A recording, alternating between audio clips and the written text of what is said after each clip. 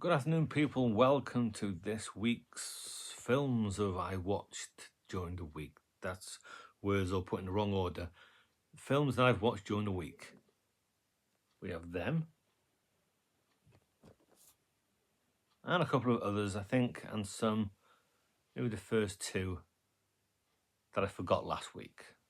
Anyway, the first one from last week, the Internecine Project, 1974. James Coburn, he's getting a new job. Going to be a government something or other. But he's also been running a spy ring with 4 corrupt people, and he's advised get rid of them. So he hatches a plan where they, in the same night, they all kill each other, but they don't know they're killing each other. They just know he's killing him, he's killing her, she's killing him, but they're all killing each other. It was fine, and then when the end came, it wasn't quite a bombshell, but it was a surprise. So I didn't mind that. 1974, 6 out of 10. Then, A Touch of Evil. Now this has so many cuts and so many different aspect ratios of the same cut that I don't know which one's the right one, if there's a right one, but I watched the theatrical cut and the 1:37:1 aspect ratio. I mean, shit to me, but a car bomb explodes on the US side of the US-Mexico border. What's his name? It's got written down. Charlton Heston, Miguel Vargas begins investigating. It begins the investigation.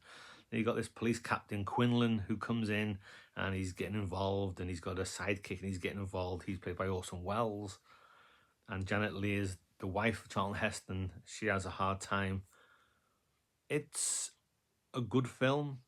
Very dirty and grimy and miserable, and there's not many nice people in it. I like where they're set in as well, but I feel like I should like it more than I do. You don't have to like something more than you do, but I feel like I should. Get a 6. Then from 2023, Priscilla. All about a young Priscilla Presley she will become, and how she meets Elvis and all that kind of stuff. Who knows if any of this shit's real? Did it happen? Are the people like they are? Because if Elvis is like this, then he's a horrible piece of shit. He's manipulative and controlling. But I don't know if he's like that. It could have just been just really, what's the word I'm after? It could have been over-exaggerated to make the film it is. So take it with a pinch of salt, but I thought the guy playing Elvis sounded like him. Didn't sing at all, really, just talking. But yeah, as I say, when things are based off true stories, who knows? It could be, this is a true story. The 2 people are the only truth in it. So take it with a pinch of salt. But I didn't care for it too much. I'll give it a 5, first time watch. Then a police procedural film, The Naked City, starring Barry Fitzgerald, Don Taylor. Former models drowned in a bathtub, and them 2 detectives pieced together the murder. Not grimy, not greasy like A Touch of Evil, just more like just police going about the business. Police trying to find out what's going on there, talking to him. And it's fine. That there is probably better than the film, but I would watch it again as I have done before. I've seen it twice now. And this one needs no explanation. I watched the director's cut of this. I don't know what's in it, what's not in it. The others, I don't know. But I enjoy it. I think most people like it. The end scenes when they're on the mountain is probably my favourite. Then we have 1 Million BC, full of dinosaurs, with special effects on Ray Harryhausen, which look wonderful. Not any English spoken, but rival tribes and Raquel Welch and other women not wearing too much. First time watch, surprisingly. I do like these types of films, though. I give it a 6. It was all right. But I watched it again. No, if you want to see Raquel Welch, just look up pictures of her. Then a film called The Two Faces of January, which has Viggo Mortensen and Kirsten Dunst. They're married. We find out he's a con man. He owes money to people. They meet Oscar Isaac, who's a tour guide in Greece. And they caught up in a murder, and these are chasing them. Do you trust him? Should you trust them? That type of film. Another first time watch, and another film just okay for a one watch. There's no need to watch this again. It was fine, as was this one, Congo. Now, when I put this on, I'm thinking, I'm going to see Sigourney Weaver in this film. Goes on, no. Took me a while to think, maybe I'm thinking of Gorillas in the Mist. Is that it? Maybe if I'd have known that, I wouldn't have watched this. But Congo, Ernie Hudson's in it.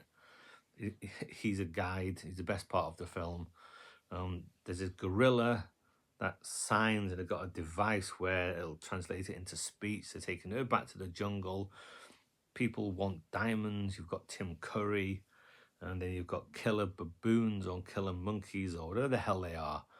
Then you've got a laser gun ripping the monkeys apart. It's a fine film. It's fine. Nothing shit. Nothing good. It's just fine. Give it a 7. I didn't mind it. Then Rocky IV, the one with Ivan Drago, and his wife, played by Bridget Nielsen, is a bitch. Apollo Creed, when they're doing that press conference, and Apollo Creed is like, where did you come from? It's just, that was funny. I like the press conference, made me laugh. And we all know Rocky IV. This is the original cut, not the one Stallone did a couple of years ago, which I haven't seen, probably never will. But that's okay, a 7. It's just, you see Drago training and Rocky's training, high tech versus low tech, but they're basically doing the same thing. Then Backdraft, which I thought this one was going to be Kurt Russell, Robert De Niro, rival police chiefs or whatever, and they butt heads all the way through like that. He gets to that fire first, but it's not. Kurt Russell butts heads with everybody else. I think his brother's played by William Baldwin. They butt heads a lot. Donald Sutherland's in it for a small role, and De Niro's an inspector who comes in to determine if fires are arson or not. Because there's all these fires, and there's fires that are set up to have a backdraft and all this weird stuff. But it's got some good music, some big action, and I enjoyed it. 1991. Haven't seen that for a long time. Very good. I like that. A 7. That's a good 7, you see. Whereas Rocky IV and Congo are middling 7s. Last one, all about Eve.